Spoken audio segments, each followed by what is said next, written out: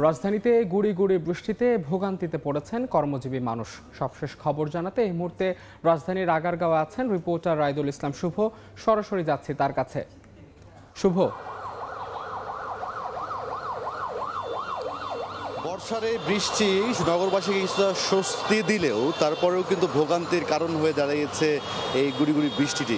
কেননা আমরা জানি যে গতকাল থেকে বৃষ্টি শুরু হয়েছে। আজকে সকাল থেকে যে সকল অফিস, স্কুলগামী বা অন্যান্য কাজে যারা বেরিয়েছেন ঘর থেকে, তাদেরকে কিন্তু বেশ ভোগান্তিতে পড়তে আমরা দেখেছি। বিশেষ করে যানবাহন সকালের দিকে কম থাকায় তারা তাদের যে নির্দিষ্ট গন্তব্যে যাওয়ার কথা ছিল সেখানে পৌঁছাতে অনেকেই কাছে আমরা শুনেছি যে সময় মতো পৌঁছাতে পারেননি, 1 থেকে 1.5 ঘন্টা দেরিতে পৌঁছেছেন।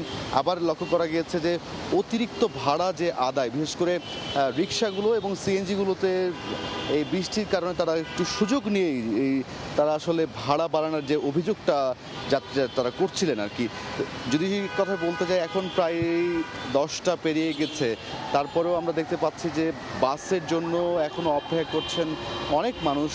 আমি এখন আগারগাঁও এলাকায় আছি। এই আগারগাঁও এলাকার যে বাস স্ট্যান্ডটি রয়েছে সেই বাস স্ট্যান্ডে এখনও বাসের জন্য অপেক্ষা করছেন। একটি বাস যখন আসছে তখনই কিন্তু হুড়োহুড়ি করে মানুষকে আমরা উঠতে দেখেছি। কেননা বাসের সংখ্যা কম বা বৃষ্টিতে মানুষজন বাসে বেশি ওঠায় অন্য সব যানবাহন, বিশেষ করে যারা মোটরসাইকেল যাতায়াত করতেন তারা আজকে বৃষ্টির কারণে মোটরসাইকেল না যাতায়াত করে দেখা যাচ্ছে সিএনজি বা যে গণপরিবহন রয়েছে সেখানে আসলে তারা যাতায়াত করছেন। এতে করে আসলে যাত্রী চাপটা বেড়েছে এই পরিবহনগুলোতে। এবং তার পাশাপাশি এই যে সারাদিনের যে বৃষ্টি, সকাল থেকে যে বৃষ্টির কারণে দেখা গিয়েছে যে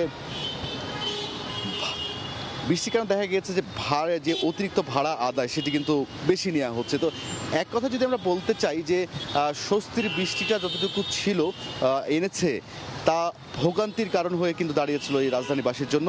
এবং এই যে পুরো আবহাওয়া অফিসের সাথে আমরা অল্প কিছুক্ষণ আগে কথা বলেছি, আবহাওয়া দপ্তর যে বিষয়টি জানিয়েছে যে বর্তমান যে বৈরী আবহাওয়া চলছে সেটি আগামী 4 থেকে 5 তারিখ পর্যন্ত চলবে। যেহেতু জুলাই মাসটি আসলে এই যে বর্ষাকাল ধরা হয়, যে বর্ষাকালের কারণে আসলে এই বৃষ্টিটি হচ্ছে, যেটি কিনা 1 সপ্তাহ আগেই কিন্তু আবহাওয়া দপ্তর সতর্ক দিয়েছিলেন যে 1 সপ্তাহের মতো এই বৃষ্টিপাত, কোথাও কোথাও ভারী বৃষ্টিপাত বা কোথাও কোথাও গুড়ি গুড়ি বৃষ্টি হওয়ার সম্ভাবনা আছে বলে জানিয়েছিলেন। তো সবকিছু মিলিয়ে এই ছিল আমার কাছে আগারগাঁও থেকে সবশেষ।